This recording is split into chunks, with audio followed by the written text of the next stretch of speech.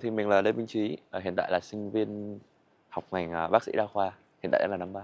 Ừm, OK. Thế thì, vai trò của anh trong những chuyến đi về làng Concerto cùng với thầy David Harrison là gì? Thì thực sự quá từ chuyện đã chuẩn bị trước, tại vì Em ok. hỏi lại nhé. Hả? Thế vai trò của anh trong những chuyến đi về làng Concerto và cùng với thầy David Harrison là gì? Thì mục đích của các chuyến đi của thầy thì với tư cách của thầy là một nhà nhân chủng học, thì thầy sẽ nghiên cứu về đời sống, văn hóa, cuộc sống thường ngày, những việc người dân bản địa người ta hay làm. Thì đối với mình là với tư cách là một thành viên của đoàn tham gia, thì mình cũng có cơ hội để mình tìm hiểu được, mình biết được thêm là người bản địa họ sinh sống như thế nào, họ có những văn hóa tập tục như thế nào, và họ có những quan điểm, góc nhìn như thế nào về môi trường xung quanh của họ.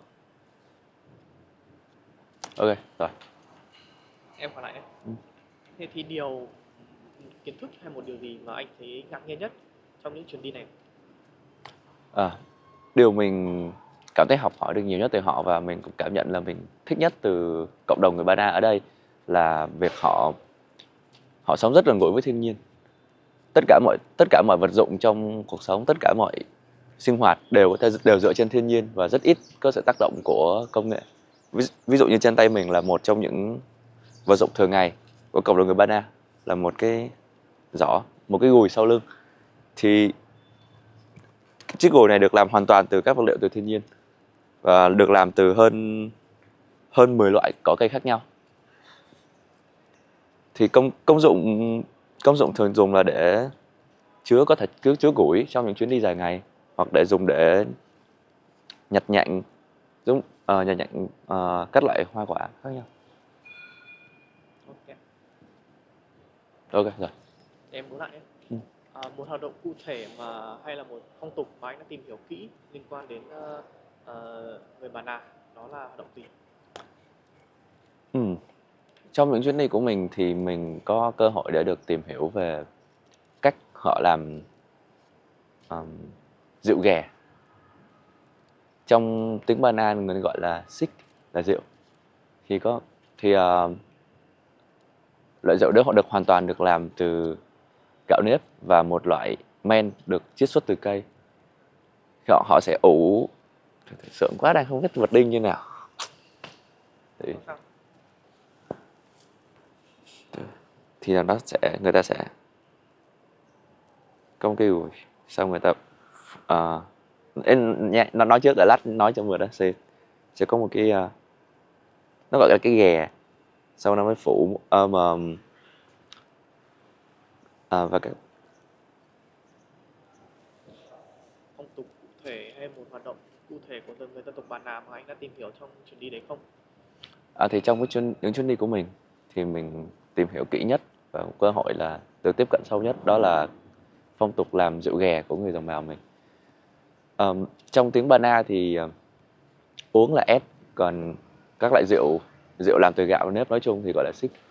Thì ép xích là, hay còn gọi là uống rượu, là một trong những hoạt động mà người đồng bào dân tộc Ba Na rất rất hay sử dụng để trong những dịp quan trọng, và cũng có thể là trong những dịp thông thường để chào hỏi xã giao lẫn nhau. Thì đối với cách làm, mình sẽ sơ lược cách làm một loại rượu ghè. Thì đồng bào sẽ sử dụng một cái vỏ hoặc là một cái ghè, và sau đó họ sẽ xen kẽ từng lớp nếp, đồng thời với đó là lớp men. Sau đó là ủ trong khoảng từ 3 đến 4 tháng là vừa đủ để sử dụng. Vậy thì qua những chuyến đi đấy thì liệu anh có rút ra được cho mình có thể là một bài học hay là một Thì sau các chuyến đi của mình ấy, thì với gốc gác là một người thành phố, thì và có cơ hội được xuống tận bản làng, hòa mình với người dân, thì mới nhận ra được rằng là con người chúng ta bắt nguồn từ thiên nhiên. Tất cả những gì chúng ta kiến tạo nên, chúng ta tạo dựng được là đều bắt nguồn từ thiên nhiên. Vì thế chúng ta phải nên tìm một cái cách nào đấy để hòa hợp được giữa cuộc sống hiện tại và với thiên nhiên. để truyền cảm hứng cho các bạn đang muốn tìm hiểu về dân tộc mình, những anh em dân tộc, cũng như là tìm hiểu về việc bảo tồn văn hóa và thiên nhiên, thì anh sẽ nói gì để truyền cảm hứng cho các bạn?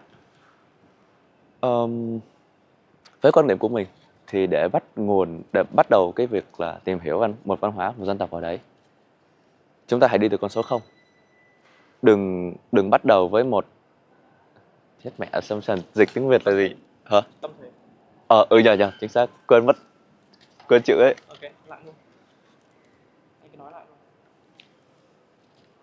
Thế thì với quan điểm của mình thì để bắt đầu tìm hiểu về một văn hóa, về phong tục tập quán của một dân tộc nào đấy, thì chúng ta hãy bắt đầu với tâm thế là con số 0, bắt đầu từ không gì cả. Mẹ sự ứng ấy nhờ, buồn cười ấy nhờ. Thế cũng được mà, thế hay mà. Không, ý là nó đang tự dưng nói đến đấy xong anh không biết nói gì tiếp theo ấy, anh đang chưa một đinh được phần sau ấy, nó bị ngu ấy. Anh có biết ý sau không hay anh chỉ có một ý thôi?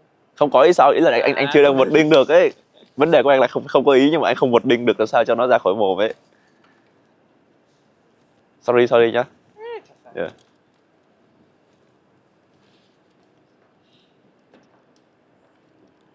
Ok, em muốn lại nhé. Thì nếu có một lời để truyền cảm hứng cho các bạn muốn tìm hiểu về việc bảo tồn văn hóa cũng như là thiên nhiên của dân tộc ta, thì thuộc Việt Nam ta, thì anh sẽ nói gì? Thì với quan điểm của mình ấy, sau những chuyến đi của mình thì mình nhận ra được một điều rằng chúng ta nên tiếp cận với các nền văn hóa khác, với các dân tộc, với tâm thế là không gì cả, bắt đầu hoàn toàn từ con số 0. Vì chỉ có khi như thế chúng ta mới có thể cảm nhận được hết những kiến thức của họ, những lối sống, thói quen, phong tục tập quán của họ, và không bị ảnh hưởng bởi những quan niệm trước đấy mình đã có. Ok, Ok, xong rồi. sượng thế nhỉ.